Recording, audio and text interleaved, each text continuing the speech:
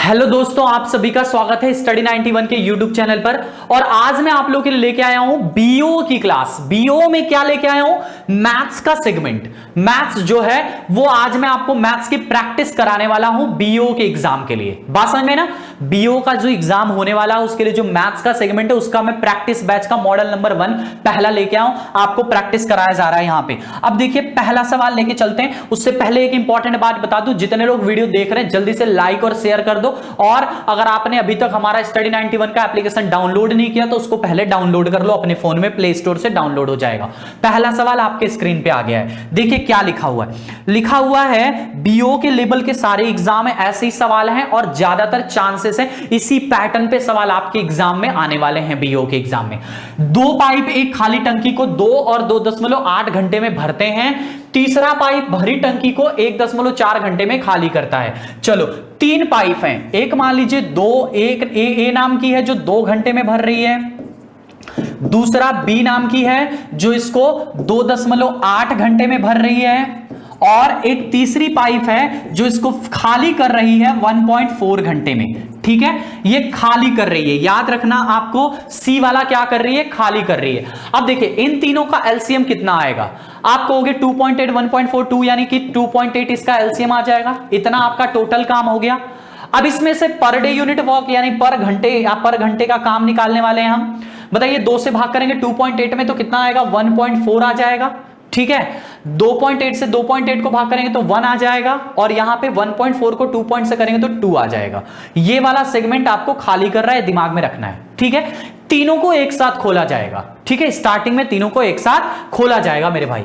अब यहां से देखिए पूरा काम है यहां पे, आप समझिए ध्यान से, पूरा काम है। ठीक है ना? है ना भाई? पूरा काम है। यहां पे कह रहा है कि पूरा काम आपका 2.8 का है, लेकिन आपसे एक बात का है, यदि जल निकालने वाले पाइप को टंकी को भरने से 0.2 घंटे पूर्व बंद कर दिया जाता है। जल निकालने वाला पाइप सी वाला है, सी वाले को बंद किया जा रहा है जब भरने वाली रहती है उसी के ठीक 0.2 घंटे पहले, मतलब इधर कहीं इसको बंद कर दिया जा रहा है। इधर ये काम कितना पानी खाली कर रहा होगा? बताइए, अगर इसको बंद कर दिया जा रहा है तो सी कितना पानी खाली कर रहा होगा?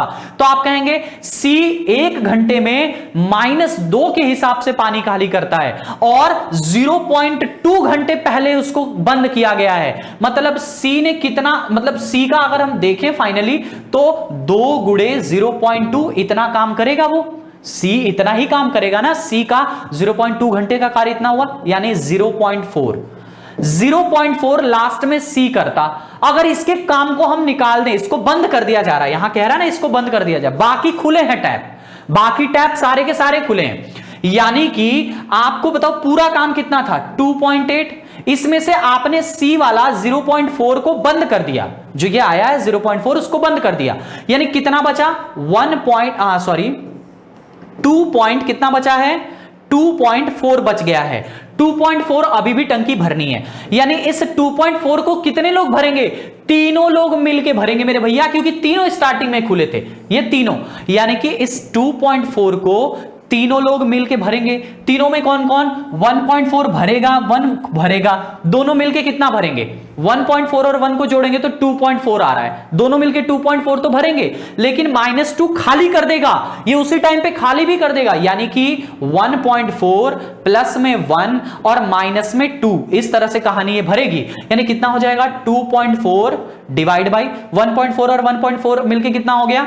ये 1.4 और 1 मिलके 2.4 में से 2 घट गया, 0.4 24 और 4 से काटेंगे तो 6 आ जाएगा।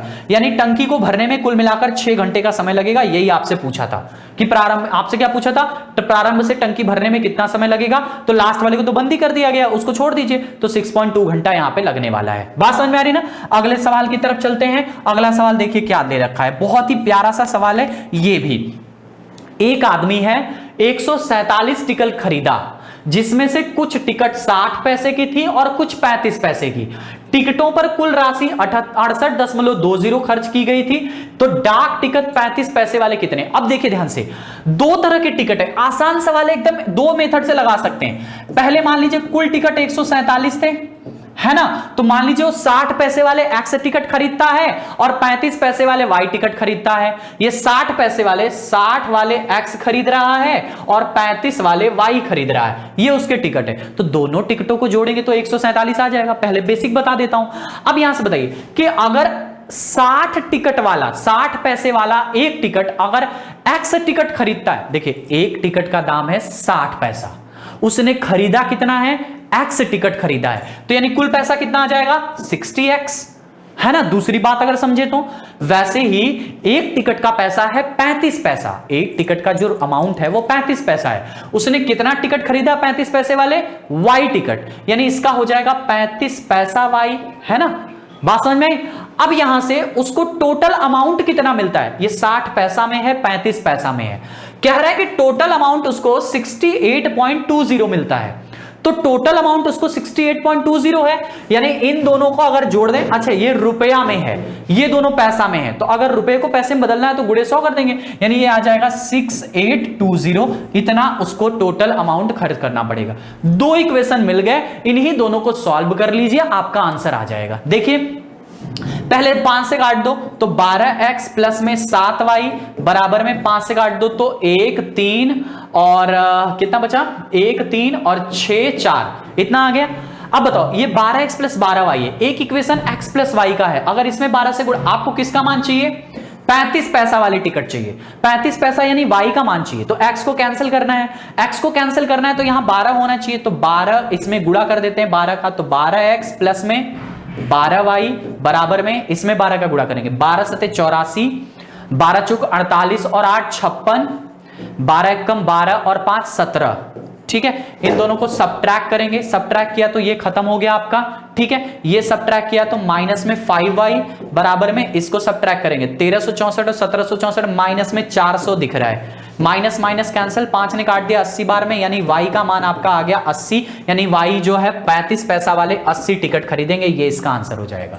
इस तरह का सवाल आपके एग्जाम में बनने के चांसेस है बीओ के एग्जाम में। बात समझ में आ रही है, शानदार सा सवाल है। अगर आपको अच्छा लग रहा है, सवाल का लेवल समझ में आ रहा है तो लाइक जरूर कर देना। इसी सवाल को एक और तरीके से आप कर सकते हैं एलिगेशन यूज करके, 60 पैसा 35 पैसा, अच्छा मान लो सारे टिकट एक ही अमाउंट के थे तो 6820 में कितना टिकट खरीदेगा, 147 के हिसाब से इतने पैसे का टिकट खरीदेगा। इसी के साथ एलिगेशन लगाइए, रेशियो वाले मेथड से बन जाएगा, इस वाले मेथड से भी आप लगा सकते हैं, ठीक है ना। इस वाले मेथड से भी आप लगा सकते हैं, सवाल इससे भी आ जाएगा। अगला सवाल देखिए, बहुत ही प्यारा सा ये भी एक सवाल है। क्या लिखा है, एक किसी आयताकार घास युक्त भूभाग की विमाएं क्रमशः 110 और 65 है। यहां देखिए ये आयताकार है, ठीक है, ये 110 है और ये इसकी 65 है। कह रहा है कि जिसके चारों ओर अंदर की तरफ 2.5 मीटर चौड़ा कंक्रीट पथ है, मतलब इसके अंदर एक रास्ता है, ये इस तरह का रास्ता है, ये वाला रास्ता है, कंक्रीट वाला रास्ता है, ये कहानी है इसकी, ठीक है, ये रास्ता है। तो आपसे क्या पूछा है, तब पथ पर कंक्रीट लगाने का 80 पैसे प्रति वर्ग मीटर से कुल लागत कितनी है, यही आपसे पूछा है। चलिए देखते हैं, यहां पे अगर 80 पैसे के हिसाब से इसकी लेंथ कितनी दे रखी है, 2.5 मीटर, है ना भाई, 2.5 मीटर। पहले एक बात बताइए कि आपको रास्ते का क्षेत्रफल निकालना पड़ेगा, तभी ना जाके आप उसका अमाउंट निकाल पाएंगे, तो पहले रास्ते का क्षेत्रफल चाहिए। अब रास्ते का क्षेत्रफल कैसे आएगा, तो बड़े वाले आयत में से अगर छोटे वाले आयत को हटा दें, बड़े वाले आयत में से अगर छोटे वाले आयत को हटा दें तो रास्ता का क्षेत्रफल ऑटोमेटिकली आ जाएगा। बड़ा वाला आयत का क्षेत्रफल 110 गुणे में 65, क्योंकि लंबाई गुणे चौड़ाई होता है, तो 110 गुणे 65 हो गया इसका क्षेत्रफल, माइनस में छोटे वाले आयत का क्षेत्रफल। अच्छा एक बात बताइए, यहां से लेके यहां तक की लेंथ 110 है, तो यहां से लेके यहां तक की लेंथ कितनी होगी, अरे मेरे भाई 2.5 इधर कम होगा रास्ता और 2.5 इधर कम होगा, है ना। 2.5 मीटर चौड़ा है, तो ऐसा नहीं कि 110 में से 2.5 घटा देना है, नहीं, 2.5 इस साइड से भी घटेगा, देखो इतना 2.5 इधर भी कम हो जाएगा, इतना 2.5 इधर भी कम हो जाएगा, 2.5 मिला के टोटल 5 कम हो रहा है, यानी अब इसकी लेंथ कितनी हो जाएगी, 105। वैसे ही 2.5 इधर घटेगा, 2.5 इधर घटेगा, तो जो पूरा 65 था अब वो कितना हो जाएगा, 60 हो जाएगा, यानी 105 और गुणे में 60, ये आपका क्या आ गया भैया, ये आपका रास्ता का क्षेत्रफल आ गया। ये क्या आ गया, रास्ते का क्षेत्रफल, रास्ते का क्षेत्रफल। अगर आप चाहते हो कि इसका अमाउंट डायरेक्ट उत्तर निकाल लो तो कंक्रीट पर 80 पैसा, इसमें 80 पैसा के हिसाब से अमाउंट लग रहा है, तो यानी इतने पे कितना लगेगा, तो इसी में 80 का गुणा कर देंगे, ये पैसा में आ जाएगा। बात समझ में? अब इसको घटाना है तो पहले देखो कॉमन क्या है, ये 10 यहां भी है, 10 यहां है, तो 10 कॉमन हो गया। अब देखो यहां से देखिए और क्या कॉमन है, 5 इसमें भी मिल जाएगा, 5 इसमें मिल जाएगा, तो 10 गुणे 5 कॉमन ले लेते हैं। ठीक है, 10 कॉमन लिया तो यहां 11 और ये कितना हो गया 13। ठीक है, माइनस में यहां से 5 कॉमन ले लिया तो 21 और 10 कॉमन ले लिया तो 6। ठीक है, और गुणे में 80 करना है। ये कैलकुलेशन को इजी बना रहे हैं और कुछ भी नहीं है, वरना आपको गुणा करना पड़ता है इस तरह से। आप चाहो तो इस तरह से कैलकुलेशन को इजी कर सकते हो, या तो आप इस तरह से भी लगा लो, या तो आप डायरेक्ट भी कैलकुलेशन कर लो अगर आप चाहते हो तो। 65 देखो ये 0, 11 पचे 55, 11 छक्का 66, 11 छक्का 66 और 66 5 71 माइनस में 105 में 60 का गुणा, 6 पचे 30 है ना, और 6 एकम 6, 6300 घटा देना है और इसी में बाद में 80 पैसे का गुणा कर देना है। ठीक है, अब बताइए इसमें से घटाइए इसको कितना आ रहा है, तो आप कहेंगे देखिए ध्यान से, 0 यहां आ गया, 5 यहां आ गया और 11 में से 8 गया तो कितना बचा, 11 में से 3 गया तो कितना बचा 8, और यहां 6 में से 6, 850 आ रहा है। 850 गुणे में 80। अच्छा बताओ, ये पैसे में सारी चीजें, रुपया में बदलना है तो नीचे 100 लिखना पड़ेगा कि नहीं लिखना पड़ेगा, लिखना पड़ेगा। ये पैसे में है, अगर रुपया में बदलना है तो 100 लिखना पड़ेगा नीचे, 0 से 0, 0 से 0 कट गया। अब 8 पचे 40 और 8 अठे 64, 64 और 4 68, यानी कितना आ रहा है 680 रुपया आपको टोटल खर्च करना पड़ेगा। कितना खर्च करना पड़ेगा, 680 रुपया, ये इसका करेक्ट आंसर हो जाएगा। इस तरह से निकालना है। क्या करना है सवाल में, ओवरऑल कंक्लूजन समझो, ये आप कैलकुलेशन तो आप कर लोगे। रास्ते का क्षेत्रफल, ये मेन कॉन्सेप्ट है। कैसे निकालना है रास्ते का क्षेत्रफल, बड़े आयत में से छोटे आयत को घटा देना है। क्षेत्रफल, बड़े आयत के क्षेत्रफल में से छोटे आयत के क्षेत्रफल को घटा देना है तो रास्ते का क्षेत्रफल आ जाएगा। एक का दिया है, जितना रास्ते का क्षेत्रफल आएगा उसी में पैसे का गुणा कर दो, उसको रुपए में बदल दो, ये आपका उत्तर आ जाएगा। अगला सवाल है, देखिए ध्यान दीजिए, अगला सवाल क्या है, बहुत ही प्यारा सा फ्रैक्शन का एक सवाल दे रखा है। 9/13, 17/26, 28/39 और 33/52। 9/13, 17/26 और 28/39 और 33/52। आपसे पूछा है कि बताओ कौन सी फ्रैक्शन बड़ी होगी, आपसे ये पूछा है ना, सबसे बड़ी भिन्न कौन सी है। तो देखिए, या तो हम उनके हरों को समान कर लें, अंश को समान कर लें, या डेसिमल में बदल लें, या क्रॉस मल्टीप्लिकेशन कर लें। बहुत सारे मेथड होते हैं फ्रैक्शन को चेंज करने का। मुद्दा है कि आपके दिमाग में कौन सा आ रहा है। लेकिन ये सवाल काफी अच्छा है, इसको हम इजी बना सकते हैं। जब डेसिमल में करेंगे तो 13 में 9 की भाग करना, 9 में 13 की भाग करना, 17 में 26 की, फिर 39 से भाग करना, फिर 52 से भाग करना, कैलकुलेशन काफी डिफिकल्ट हो जाएगी अगर आप डेसिमल में करोगे तो। क्रॉस मल्टीप्लिकेशन में भी करने में आपकी कैलकुलेशन बहुत डिफिकल्ट हो जाएगी। आप इसको एक तरीका देख सकते हो, देखो यहां भी 13 से कट रहा है, ये भी 13 से कट रहा है, ये भी 13 से कट रहा है, ये भी 13 से कट रहा है, सारे नंबर 13 से कट रहे हैं ना। अच्छा 13 से कैसे कट रहे हैं, तो देखो 9/13 ये है, 17/13 गुणे 2 है ये, 17/13 गुणे 2 है ये 28/13 गुणे 3 है ये, और ये 33/13 गुणे 4 है। अगर मान लो मैं सबके हरों को समान कर लूं 13 13 13 को, तो ये जो 2 है 3 और 4 है इनको हटाना पड़ेगा। तो अगर इसको हटाना है सपोज करिए 2 को, तो 9/13 तो ये है ही, अगर इसको हटाना है तो अगर 2 से भाग कर दो तो 2 हट जाएगा। अगर हर में 2 से भाग करेंगे तो अंश में भी 2 से भाग करना पड़ेगा कि नहीं करना पड़ेगा। अगर इस 2 को हटाना है तो नीचे 2 से भाग करना पड़ेगा। अगर यहां 2 से भाग करेंगे तो यहां भी 2 से भाग करना पड़ेगा। 17 में 2 से भाग कर रहे हैं तो 8.5 आ जाएगा और ये 13 कट गया। ठीक है, समझ में आ रहा है। हमने दोनों को 2 से काट दिया, मतलब इसको भी हमने 2 से काट दिया और इसको भी हमने 2 से काट दिया। इसको जब 2 से काटा तो 8.5 आ गया, इसको 2 से काटा तो 13 आ गया। सेम टू सेम वैसे ही 3 से, यहां पे 3 से काटना है, दोनों 3 से। 28 को 3 से काटेंगे तो 3 नवा 27, दशमलव में 3 3 बनेगा और ये नीचे 13 आ जाएगा, है ना। इसको भी हमने 3 से काट दिया, इसको भी हमने 3 से काट दिया। और वैसे ही ये वाला 3 से काटेंगे, वो कितना 4 से काटेंगे ना, 4 से काटेंगे तो 8 चौको 32, दशमलव में 25 डिवाइड बाई 13। अब देखिए सबका डिनोमिनेटर 13 13 13 हो गया, वो 13, ये 13, ये 13, ये 13, हमने सबको काट दिया। इस वाली भिन्न को 4 से काट दिया, इसको 3 से काट दिया, इसको 2 से काट दिया और इसको कटी पहले से। अगर सबका डिनोमिनेटर सेम हो गया तो जिसका अंश बड़ा होता है वो भिन्न बड़ी हो जाती है। ये 9 है, ये 8.5 है, 9.3 है, ये 8 है, यानी ये वाली बड़ी दिख रही है हमें, यानी कौन सी 28/39। ये हमारा करेक्ट आंसर हो जाएगा 28/39। ये भी एक शानदार सा ट्रिक होती है, अगर आप चाहते हैं कि भिन्नों में कौन सी बड़ी कौन सी छोटी है, इस तरह से आप लगा सकते हैं। अगला सवाल देखिए क्या है, देखिए क्या रखा है अगला सवाल में, बहुत ही प्यारा सा ये भी एक सवाल है। हॉकी टूर्नामेंट में 7 विभिन्न टीमों के लिए 87 खिलाड़ी हैं।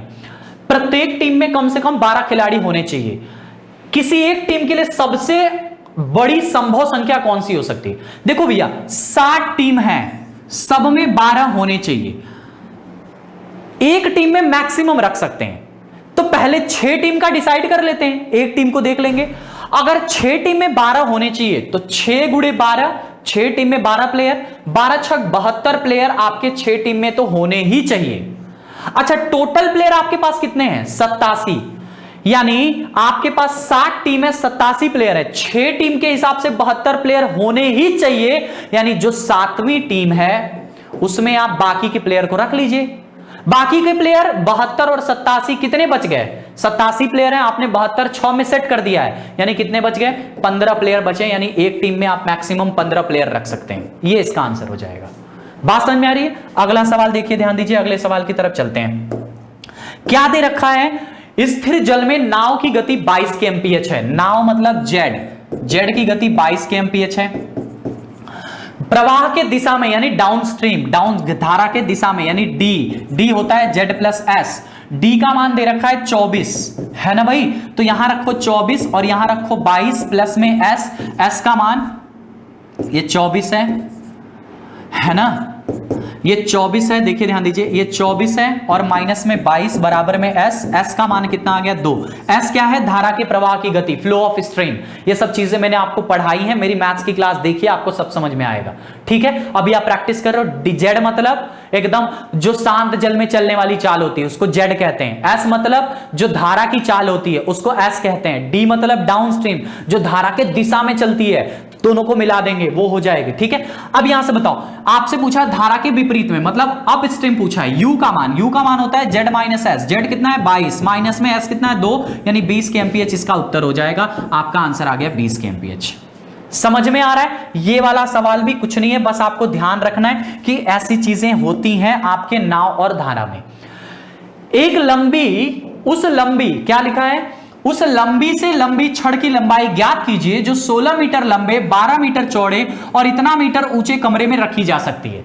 कमरा है, उसमें एक रॉड रखना है जो बड़ा से बड़ा होगा, यानी आपको डायगोनल पूछा है, यानी आपको विकर्ण निकालना है। घनाभ का विकर्ण का फॉर्मूला क्या होता है? L² + B² + H²।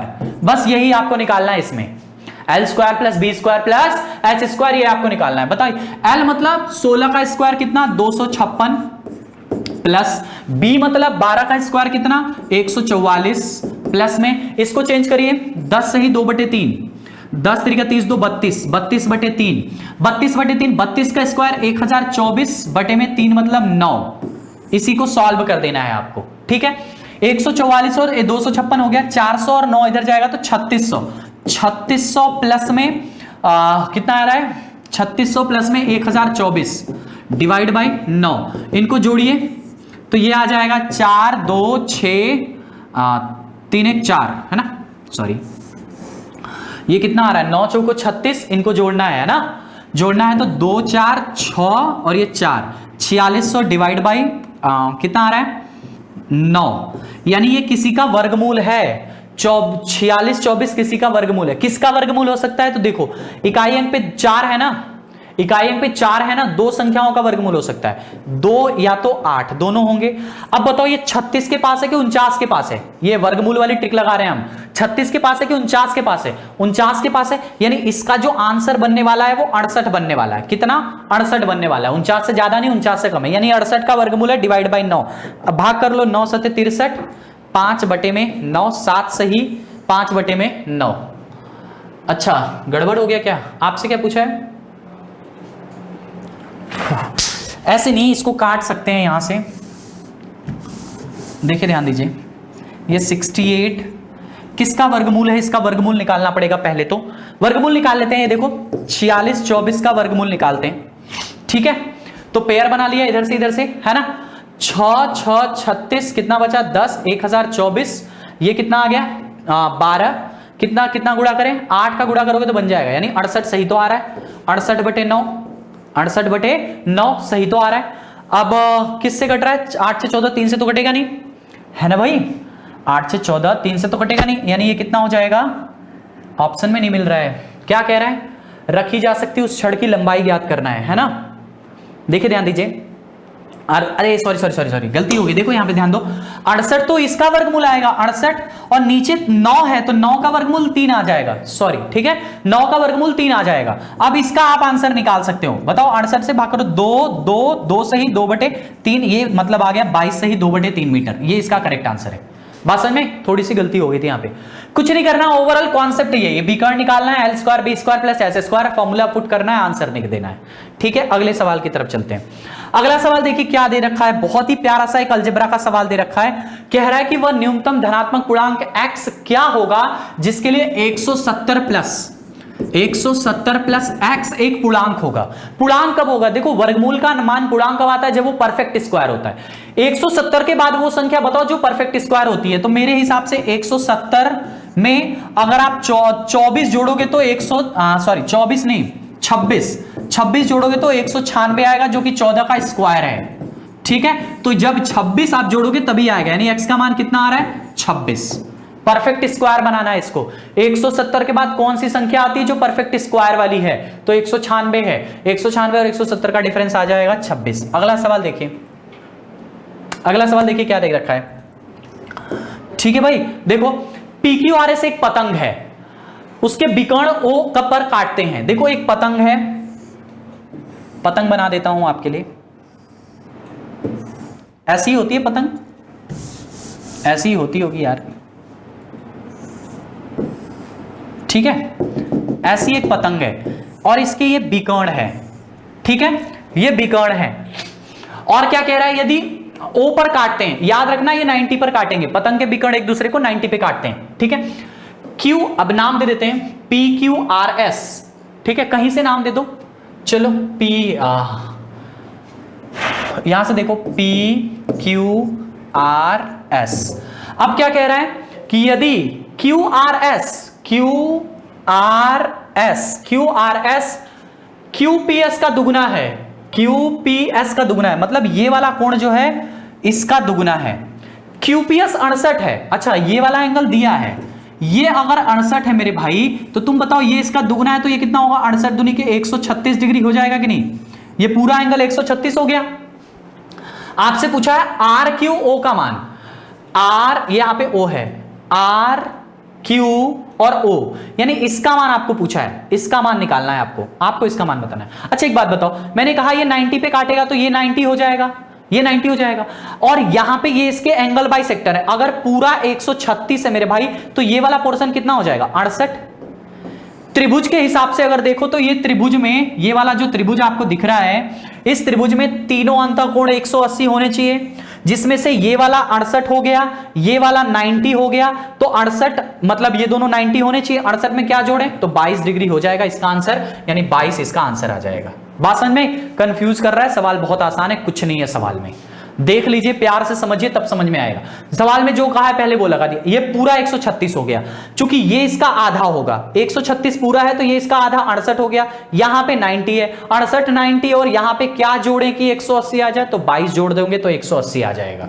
अगले सवाल की तरफ चलते हैं। अगला सवाल देखिए क्या दे रखा है, दो कारें हैं, कितनी, दो कारें हैं, वो एक ही बिंदु से प्रस्थान करती हैं परस्पर लंब राजमार्गों पर, मतलब दो कारें तो हैं लेकिन वो लंब पे जाती हैं, एक ही बिंदु से जाती हैं लेकिन लंब पे जाती हैं, एक इधर जा रही है एक इधर जा रही है, ठीक है, परस्पर लंब राजमार्ग, उनकी चाल क्रमशः 36 और 48 है, ये 36 kmph चल रही है, ये 48 kmph चल रही है, ठीक है। 15 सेकंड पश्चात उनके कारों की दूरी क्या होगी, 15 सेकंड पश्चात, यानी ये चाल है और दूरी निकालना होगा तो गुणे में 15, चाल गुणे समय करते हैं, गुणे में 15, ठीक है, लेकिन याद रखना है कि 1 सेकंड में है और 1 डिग्री में है। अब चलो इसको बाद में देखते हैं, पहले एक दिमाग लगाओ तुम, पहले एक दिमाग लगाओ कि आपसे पूछा है कि एक कार यहां पहुंची है 15 सेकंड बाद, एक कार यहां पहुंची है, आपसे कहा है दोनों कारों के बीच की दूरी, मतलब ये वाली दूरी आपसे पूछा है, ये वाली दूरी आपसे क्या किया है, पूछ दिया है कि ये वाली दूरी कितना होगा। अच्छा बताइए ये 36 है या 48 है? पाइथागोरियन ट्रिक याद करो, ये देखो छछवा के, ये छछवा के 36 है, ये 8 गुणे 6 है, तो यहां भी 6 गुणे, ये 6 है, ये 8 है, 6 8, तो यहां क्या होगा 10, यानी ये होगा जाएगा 60। ये कितना हो जाएगा 60, यानी ये 60 kmph है। मीटर में जब बदलना होगा तो 5/18 और समय कितना है 15 सेकंड, मतलब गुणे में 15 कर देना है। बस सॉल्व कर दो इसी पे। 6 से काट देंगे 3 बार, 6 से काट देंगे 10 बार, 3 से काट देंगे 5 बार, 5 × 25 मतलब 250, 250 की दूरी पर होंगी, 250 मीटर, 250 मीटर के दूरी पर दोनों कारें होंगी। इस तरह से आप निकाल लेंगे। पाइथागोरस ट्रिक का यूज करते हुए हमने निकाला, शानदार तरीका, पाइथागोरस ट्रिक हमने यूज किया। कैसे मेरे भाई, ये 36 है, 36 मतलब 6 गुणे 6, 48 है 6 गुणे 8, 6 गुणे 8 मतलब 6 तो कॉमन है दोनों में, यहां 6 है यहां 8 है, तो पाइथागोरियन ट्रिक के हिसाब से यहां 10 होना चाहिए, 6 तो कॉमन रहेगा ही रहेगा। अब यहां से चूंकि ये kmph में है सवाल, kmph में, तो मीटर प्रति सेकंड बदलने के लिए 5/18 से गुणा, और समय यहां पे 15 सेकंड दे रखा है तो 15 का भी गुणा, वही आपकी दूरी आ जाएगी। अगला सवाल देखते हैं। देखो ये भी एक सवाल अच्छा सा है, सारे सवाल आपके हर तरह के बीओ एग्जाम के लिए हैं। एग्जाम में आग लगा दो, मेहनत कर लो भाई, आप सभी लोग मेहनत कर लो, एग्जाम आपके सर पे, बहुत जल्दी एग्जाम होने वाला है, ठीक है। एक निर्माता किसी मशीन को 20% के लाभ पर थोक विक्रेता को बेचता है, थोक विक्रेता 10% के लाभ पर खुदरा विक्रेता को, खुदरा 15% के लाभ पर मशीन को इतने में ग्राहक को बेचता है। देखो ऐसे ही सवाल में आपको परसेंटेज में करा चुका हूं, प्रॉफिट लॉस में करा चुका हूं। पहले 20% का प्रॉफिट, इसका मतलब 120 में बेचा, बाद में 10% की प्रॉफिट, 10% की प्रॉफिट यानी कि 120 का 10% निकालेंगे। 120 का मतलब 1/10 पहले निकालो, 120 का 1/10 कितना है, 10% का मतलब 1/10, तो 12 की प्रॉफिट हो रही है, 120 में 12 जोड़ेंगे तो 132% आ गया, ठीक है। इसके बाद कह रहा है कि 15% की प्रॉफिट हो रही है, क्या हो रही है 15%, इस पे भी 15% की प्रॉफिट है, तो 132 गुणे 115 डिवाइड बाई 100, इतने की प्रॉफिट हो गई। बराबर में अमाउंट कितना हो गया 455.40, बस इसी को सॉल्व कर देना है आपको, ठीक है। इसी को क्या कर देना है, सॉल्व कर देना है। देखिए सॉल्व करिए, यहां से 1% का मान निकालिए, ये 100 उधर चला जाएगा, यानी कि 45540 डिवाइड बाई, यहां से 100 उधर गया तो खत्म हो गया दशमलव, 132 गुणे में 115, इसी को सॉल्व करना है सिर्फ, ठीक है। सॉल्व करते हैं, देखिए 23 से काट दीजिए, कट जाएगा, 23 बचे इतना, 23 से कम 23 है ना, 23 से कम 23 और कितना बचा 23 दूनी के 46 होता है, मतलब कितना बच गया 23 से कम 22 बच गया, 225 9 बार में जाएगा, 23 नवा 20 नवा 118 और 3 नवा 27, 207 कितना था 225 था ना, 207 हो गया, 207 और 25 कितना बचा, गैपिंग कितना बचा 7 और 25, यानी कि 7 मतलब 3 इधर और 25 मतलब 15 उधर, 15 3 18, 184, 23 छक्का 23 20 छक्का 120 नहीं, 23 सत्ते 198, ठीक है। ये 1980 बार में, 23 ने काट दिया 1980 बार में, 5 से फिर काट दो इसको, 5 से 5 दिए 15, कितना बचा 4, 5 9 45, कितना बचा 6 मतलब 6 बार में, 132 तिरिक्का 3 बार में, 1% का मान आ गया 3, कैलकुलेशन है सिर्फ, 100% का मान कितना आ जाएगा 300, आप इस तरह से इसका मान निकाल लिए, 300 रुपया इसकी अमाउंट आ जाएगी। इस तरह के सवाल है, कुछ नहीं है, बस ऐसे ट्री बनाते चले जाना है, बाकी आगे चल के आपकी कैलकुलेशन है, इसको काट पीट करना है सब मिला जुला के, ठीक है, और वो काट लेंगे, आपकी कैलकुलेशन काफी अच्छी है। अगले सवाल देखिए क्या दे रखा है। अगला सवाल है, यदि किसी धनराशि पर 5% की वार्षिक साधारण ब्याज की दर से 3 वर्ष का ब्याज 1200 है, उसी राशि पर उसी अवधि का उसी दर से चक्रवृद्धि ब्याज क्या होगा। पहले तो आप बताओ कि वो राशि कितनी है। अच्छा बताइए, 5% रेट है, 3 साल के लिए 12% का CI आ रहा है, ठीक है। इसका मतलब 5 3 15, 15% बराबर 1200, तो 15 8 120, यानी 8 बार 80 बार जा रहा है, यानी आपका प्रिंसिपल आ गया 8000 रुपया, ठीक है, एसआई दिया हुआ है, आपने प्रिंसिपल निकाल लिया 8,000 रुपया। 8,000 रुपए की आपकी प्रिंसिपल है। अब इस पे कह रहा है कि 5% रेट के लिए 3 साल तक सीआई चलाना है। तो 5% का मतलब होता है 1/20, यानी पहले साल के लिए 20, दूसरे साल के लिए 20, तीसरे साल के लिए भी 20। और अगर इंक्रीज हो रहा है रेट है ना, तो ये इनिशियली था, अगर रेट उसकी जोड़ेंगे आप फाइनली तो कितना हो जाएगा, 21 बढ़ेगा, 21 बढ़ेगा, 21 बढ़ेगा, यानी ये आपका प्रिंसिपल आएगा। बताइए 20 20 20 मिला के 8,000 आपका प्रिंसिपल, जो कि है वास्तव में है 8,000। इसका गुणा करो 21 21 21, 21 का क्यूब होता है 9261, 9261, ये आपका 21 का क्यूब होता है। यानी ये आपका क्या आ गया, अमाउंट आ गया। ये आपका अमाउंट है, मिश्र धन है ये आपका क्या है, मिश्र धन है, ये अमाउंट है, ये आपका प्रिंसिपल है। ठीक है भैया, अब बताओ ये आपका अमाउंट है, ये आपका प्रिंसिपल है, तो यहां से सीआई कितना आएगा, सीआई आप निकाल सकते हैं, दोनों का डिफरेंस कितना आ रहा है, 1261 रुपया। ये आपकी सीआई आ जाएगी 1261 रुपया। समझ में आ रहा है कि नहीं, समझ में आ रहा है। ऐसे सवाल आपके एग्जाम में आएंगे, तो ऐसे सवाल को रेडी रहिए, कैलकुलेशन फास्ट करनी होगी आपको। 5% का रेट है 3 साल के लिए, 5 3 15, 15% बराबर 120, 1% बराबर 80, तो 100% बराबर 8,000। 8,000 प्रिंसिपल आ गया, 5% की रेट चलानी है सीआई के हिसाब से, 20 20 20 और बढ़ेगा तो 21 21 21, ये 8,000 ही आ रहा है और 8,000 आपका प्रिंसिपल भी है, तो मतलब कुछ करना ही नहीं, इसका अमाउंट ही जो आएगा ये अमाउंट आ गया, यहां से इन दोनों का डिफरेंस सीआई आ जाएगा। अगला सवाल देखिए क्या दे रखा है, अगला सवाल देखिए दिया है कि ये अलजेब्रा का प्यारा सा सवाल है, a माइनस बी का स्क्वायर अपॉन में b माइनस सी, ये दिया हुआ है। अब एक काम करो ना, तीनों में बताओ एलसीएम क्या आएगा, तो a माइनस बी, फिर आएगा b माइनस सी, फिर आएगा c माइनस ए, ये लसा आ जाएगा। इसमें ये दो टर्म है, a माइनस बी नहीं है, तो ऊपर a माइनस बी का गुणा होगा तो a minus B cube, plus में b माइनस सी का गुणा हो जाएगा तो b minus C cube, plus में c माइनस ए का गुणा होगा तो c माइनस ए क्यूब, ये बन जाएगा। बात समझ में आ रही है, ये बन गया फाइनली। अब एक बात बताइए कि अगर इन सभी को जोड़ेंगे, अगर आप सोचिए सभी को आप जोड़ रहे हैं, a minus B plus b minus C plus b minus C plus c minus A plus, अगर आप सभी को जोड़ते हैं तो कितना आता है, देखिए जरा, a plus a minus B plus B minus C, अगर सबको a minus B plus B minus C plus C minus A सबको जोड़ रहे हैं तो सारे कट जाएंगे, जीरो आ रहा है। यानी कि अगर ऊपर जीरो आ रहा है तो आपको एक बात पता है, a plus B plus C बराबर अगर जीरो है तो a cube plus B cube plus C cube बराबर क्या होता है, 3abc होता है कि नहीं होता है, ये बात आपको पता है बहुत अच्छे से। यानी ऊपर वाले चीजों को जोड़ने पे हमें जीरो मिल रहा है, यानी कि इसका पूरा मान क्या आ जाएगा, 3 into A minus B, B minus C, C minus A, ये पूरा हमारा मान आ जाएगा, divide by A minus B, B minus C, C minus A, ये टोटल कट जाएगा, बचेगा क्या, केवल 3, ये इसका उत्तर हो जाएगा। बात समझ में आ रही ना, ऐसे सवाल आपके अलजेब्रा में आ सकते हैं। अगला सवाल देखिए क्या दे रखा है, समांतर माध्य का सवाल है। 50 प्रेक्षणों का समांतर माध्य 36 पाया गया, बाद में मालूम हुआ कि यह सही नहीं है। अच्छा क्योंकि एक प्रेक्षण 48 था और गलती से 23 लिख दिया गया था, ले लिया गया था। अच्छा एक बात बताइए, एक प्रेक्षण 48 था, 48 का था, लेकिन गलती से 23 लिखा गया है, यानी कम लिखा गया है। बताइए कम लिखा गया है यानी कितना ज्यादा होना चाहिए, ज्यादा। दोनों का डिफरेंस कितना आ रहा है, दोनों का डिफरेंस 25 है ना, 25 आ रहा है ना, 25। अच्छा बताइए 25 बढ़ेगा पूरे प्रेक्षण में। अच्छा पूरे प्रेक्षण है कितने, 50, यानी बताइए कितना बढ़ने वाला है, ये काट दिया, 25 दूनी के मतलब 0.5,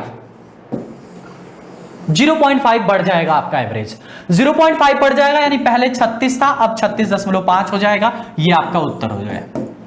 ये ट्रिक होती है भाई, क्या होती है सुनो, जितना बढ़ रहा है, कैसे कितना बढ़ रहा है, आप इसको डायरेक्ट ऐसे भी कर सकते हो, 50 गुणे 36 कर लो पहले, तो 36 बचे 180, 1800 आ गया, ये आपका सही प्रेक्षण था स्टार्टिंग में। बाद में कह रहा है कि 48 था लेकिन 23 शामिल किया गया है, यानी कि पहले इसमें से 48 था लेकिन 23 शामिल किया है, तो पहले 23 को निकालो और फिर 48 को जोड़ो, तो यानी ओवरऑल ये आ जाएगा 1825। 1825 आपका एग्जैक्ट टोटल आ जाएगा। इसी को 50 से भाग करो, आपका आंसर 36.5 ही आने वाला है। ये तो आपका बेसिक तरीका हुआ। इधर से जब आप देखोगे तो देखो 48 था 23 लिखा गया, यानी कि 25 कम लिखा गया है। कितना? 25 कम लिखा गया है। कितने प्रेक्षणों में? तो 50 से भाग कर दो, आपको एवरेज पता चल जाएगा। 50 प्रेक्षणों में 0.5 का इंक्रीज होगा, मतलब कि 36.5 हो जाएगा।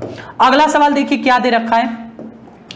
अगर a का धन b के धन का 4/9 है, a जो है b का 4/9 है।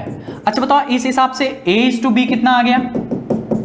4:9 है ना, b इधर जाएगा 4:9। और फिर कह रहा है कि c का धन, c बराबर b का 7/9 है, 7/6 है, ठीक है ना। तो यहां से बताइए b/c कितना आ जाएगा? b/c, b इधर जाएगा यानी 6:7, 6:7 हो जाएगा। अब तीनों को मिला के एवरेज थोड़ा सा अनुपात निकाल लीजिए जल्दी से। तो 6 को 24 अनुपाते, 6 9 के 54 अनुपाते और 7 9 63, ये आ गया। आपसे किसका पूछा है? C का धन A के धन से अनुपात क्या है, मतलब C अनुपाते A पूछा है। C कितना है? 63, A कितना है? 24। काट दीजिए किससे? 3 से। तो 3 दूनी के 6, 3 1 कम 1 और 3 अड़े 24, 21:8। ये इसका आंसर बन रहा है 21:8, ऑप्शन नंबर बी वाला। तो देखो हम आपको मैथ में ना 15 सेट कराने वाले हैं। हर एक सेट में मैं आपको 15 सवाल कराऊंगा। बात समझ में? हर एक सेट में मैं आपको 15 सवाल कराऊंगा। बात समझ में आ रही है ना? 15 सवाल मैथ के। देखो अभी तक पता नहीं कितने आएंगे, कम ही आएगा 15 से। कितना कंफर्म है कि मैथ में 15 से कम आएगा, लेकिन हम मैक्सिमम 15 मान के चलते हैं। बीओ के एग्जाम में आपके 15 सवाल आ सकते हैं मैथ से, उससे ज्यादा नहीं आ सकता। तो हम 15 सवाल हर एक सेट में आपको कराने वाले हैं। और ऐसे ही धुआंधार सवाल, जो ऐसे सवाल लगे जो कैलकुलेटिव हो, जो आपके एग्जाम में आने के चांसेस हो और वैरायटी के क्वेश्चन हो। आप बस हमसे जुड़िए और प्रैक्टिस करने के लिए जुड़िए, प्रैक्टिस करने के लिए। इसकी पीडीएफ मैं आपको प्रोवाइड करा दूंगा। आप पहले पीडीएफ लगाइए, पीडीएफ समझ में आ रहा है, नहीं समझ में आ रहा, वीडियो सॉल्यूशन देखिए। A to Z आपके लिए समर्पित है स्टडी 91 पूरी तरह से, ठीक है। तो जितने लोग भी बीओ एग्जाम की तैयारी करते हैं, वो अपनी एग्जाम की तैयारी में चाहें तो पूरी तरह से एक एनर्जी वाला उत्साह भर सकते हैं बाई प्रैक्टिस करके। आप प्रैक्टिस करिए, जितना प्रैक्टिस करेंगे उतना मजबूत होंगे, क्योंकि अब आपके पास समय का अभाव है। प्रैक्टिस में जोर लगाइए, जितना प्रैक्टिस करेंगे उतना अच्छे से आपको सारे सब्जेक्ट आएंगे, ना केवल मैथ, रीजनिंग और जितने भी जीएस के जितने सब्जेक्ट हैं, सबकी आपको प्रैक्टिस यहां पे कराई जाएगी स्टडी 91 के यूट्यूब चैनल पर और साथ ही साथ हमारे एप्लीकेशन स्टडी 91 पे। बात समझ में आ रही ना? तो चलिए मिलते हैं अगले दिन अगली प्रैक्टिस के साथ। आज के लिए इतना बहुत है। अगर क्लास अच्छी लगी, क्वेश्चन का लेवल अगर तुम्हें अच्छा लगा हो, तुम्हें लग रहा है कि बीओ के एग्जाम में ऐसे सवाल आ सकते हैं, तो कमेंट जरूर करके बताइएगा कि हां सर ये क्लास कैसी थी। कमेंट जरूर करके बताना कि ये क्लास कैसी है, लेवल कैसा है, बढ़ाना चाहिए, घटाना चाहिए, क्या करना चाहिए, ये आप जरूर बताना। मेरे हिसाब से इस तरह के सवाल आपके एग्जाम में बनने वाले हैं बीओ के एग्जाम में, क्योंकि यूपीपीएसएस करा रही है और यूपीपीएसएस आप देखो तो हर तरह में इसी तरह के सवाल आजकल बन रहे हैं 2018 के बाद से। समझ में आ रही ना? तो लेवल आपका अच्छा खासा रहेगा, आप इस बात को मान के चलिए, ठीक है। तो ऐसे ही मैथ की प्रैक्टिस करिए और मैथ को मत भूलिए। जितना मैथ, एक चीज जान लीजिए, जीएस में आप कितना प्रैक्टिस कर लें, जीएस में आप कभी कह नहीं सकते कि ये सवाल सही है या आपको करेक्ट आंसर देगा। मैथ गारंटीड से होता है कि आपको सही आंसर देगा, और जिसको आपने सही टिक कर दिया उसका नंबर मिलना तय होता है। मैथ्स स्कोरिंग होता है, मैथ्स को स्कोर में लेके आइए, ठीक है। चलिए मिलते हैं अगली क्लास में। Thank you, enjoy, love you, good night, जय हिंद।